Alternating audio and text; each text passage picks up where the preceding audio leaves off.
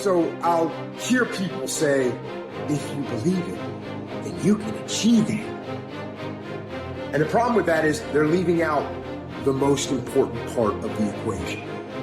And that part is work, action, actually doing something. That's what you have to do to achieve anything. Yeah, you gotta believe it, but you better get the work done. When you're a kid, you're all potential. It's chaotic potential. It can manifest itself in any number of ways. And maybe you don't want to give that up. So you're like Peter Pan. You want to be a kid forever because you don't want to give up the potential. And you look out in the world and all you see are Captain Hooks, who've lost a hand, who are chased by death because that's the clock in the crocodile. It's already got a taste of him. He's terrified by death and he's a tyrant. Well, I don't want to grow up to be that. So I won't be disciplined at all. Well, that's no good because the way the potential transforms itself into actuality is through discipline. You say, well, I don't know what to do. It's like, that's okay. Nobody does. Go do something. Do the best thing that you can think of. Put the best plan you have into practice. It's not going to be perfect and it will change along the way, but it will change partly because you become disciplined pursuing the path. And as you become disciplined, you become wiser. And as you become wiser, you become able to formulate better and better plans. What does it take to really make the changes starting tomorrow? It also takes more than enthusiasm. I know we're hearing a lot about enthusiasm these days, but see, that just won't do the job. So you can get all excited about lifting 200 pounds till you get to the gym. And then you need a new excitement. And the new excitement is called discipline. Major step to human progress. Discipline. If there's one thing to get excited over, that's it. Get excited over your ability to make yourself do the necessary things. It's a commitment. It's not a feeling. Commitments don't have nothing to do with your feelings. You do it because you're supposed to.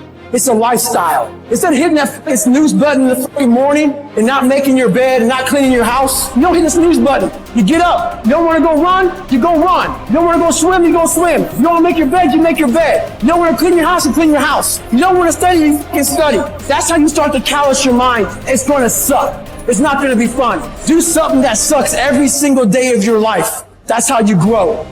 You will never have a greater or lesser dominion than that over yourself. The height of a man's success is gauged by his self-mastery, the depth of his failure by his self-abandonment.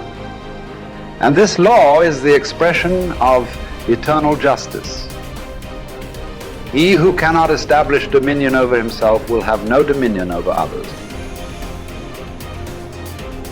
I mean, imagine you only have $100,000 to go buy a house. And so you go look at this house and it's like, Jesus, this house, man, it's like it needs a lot of work. It's like, well, that's all you've got. Well, are you going to pretend that the house is okay the way it is? Or are you going to look for where it's rotten and where the plumbing doesn't work and where the stove doesn't work? You have to go and look and see where everything needs to be fixed. And now it's like, that is harsh, man. And then in order to do that properly, someone has to have taught you, it's, look, you aren't your problems. Well, you are. You're most fundamentally that which, if it confronts its problems, can solve them. And that's the hero myth in a nutshell, by the way. The hero is the person who confronts horrible, chaotic potential and tames it and makes something of it, right? That's the fundamental human story. But the problem is that you have to face what you don't want to face in order to fix it. Yeah. And so you look at all the things about yourself that need to be burned off, that need to be dispensed with. And that, man, especially at the beginning, especially if you're screwed up, that might be like 95% of you just has to go up in flames. And it's painful. Even some of that stuff that you have to burn off doesn't want to die. And it'll scream in agony while you're burning it off. It's not pleasant. But if you know that you're the thing that can transcend your problems, most fundamentally, if you know you're the thing that, if it faces the problems, can transcend them, then you have the faith that would enable you to take stock of who you are. The chief task in life is simply this: to identify and separate matters so that I can say clearly to myself which are externals, not under my control, and which have to do with the choices I actually control. Where then do I look for good and evil? Not to uncontrollable externals, but within myself to the choices that are my own. Remember that among the things over which we have complete control are the goals we set for ourselves. I think that when a Stoic concerns himself with things over which he has some but not complete control, such as winning a tennis match, he will be very careful about the goals he sets for himself. In particular, he will be careful to set internal rather than external goals. Thus, his goal in playing tennis will not be to win a match, something external over which he has only partial control, but to play to the best of his ability in the match, something internal over which he has complete control. By choosing this goal, he will spare himself frustration or disappointment should he lose the match. Since it was not his goal to win the match, he will not have failed to attain his goal as long as he played his best. His tranquility will not be disrupted. The disciplined mind conquers all obstacles and achieves greatness, for it remains steadfast in the pursuit of virtue, undeterred by distractions or temptations. Discipline is the bridge between dreams and reality, turning aspirations into accomplishment. It is the compass that guides us through the storms of life, keeping us on the path of righteousness. By mastering our desires and impulses, we harness the power to shape our destiny. Discipline is the foundation of character, the forge where resilience and strength are honed. It is through disciplined action that we transform ourselves, inch by inch, into the best version of who we can be. This is from 12 Rules for Life. Rule 4 is compare yourself to who you were yesterday, not to who someone else is today. Yes. Because you need to have a hierarchy of improvement. You need to be aiming for something, and that means you're going to be lesser than people who've already attained along that dimension. Yes. And that can give rise to envy. So the question is, who should you defeat in the final analysis? And the answer is you should defeat your former self. You should be constantly trying to do that. And you're the right control for yourself too, because you're the one who's had all your advantages and disadvantages. And so if you want to compete fairly with someone, then you should be competing with you. And it is the case, and this is what we were talking about too with regards to the self-improvement of the fighter, is, well, if you're improving yourself, then what you are doing is competing with your lesser self. And then you might also ask, well, what is that lesser self? And that lesser self would be resentful and bitter and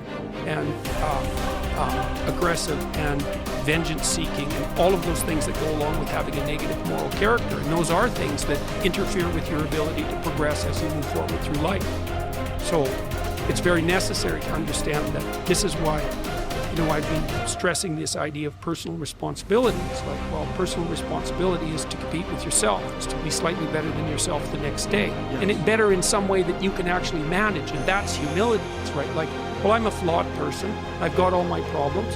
Could I be as good as person X? It's like not the right question. The right question is, could you be slightly better tomorrow than your currently flawed self?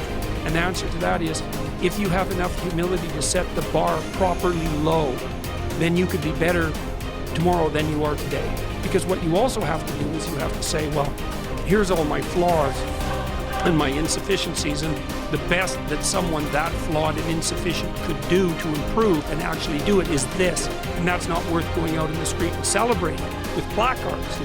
It's like, well, this is why I tell people to clean their room. It's not going to brag to someone that you did that. But someone as insufficient as you might be able to manage it. And that means you actually are on the pathway to self-improvement, and you're transcending your former self. And you might say, well, what's the right way of being in the world, if there is such a thing? And it's not acting according to a set of rules. It's attempting continually to transcend the flawed thing that you currently are. And what's so interesting about that is that the meaning in life is to be found in that pursuit. So I've been laying that out in these discussions too, because it's saying, well, the fundamental issue is that life is tragic and difficult, very tragic and difficult for everyone. And it's also tainted by malevolence, because no matter how things are tragic and difficult, but there's always some stupid thing that you could do or someone else could do that could make it even worse than it has to be. So that's life. And you need an antidote to that, because that can embitter you.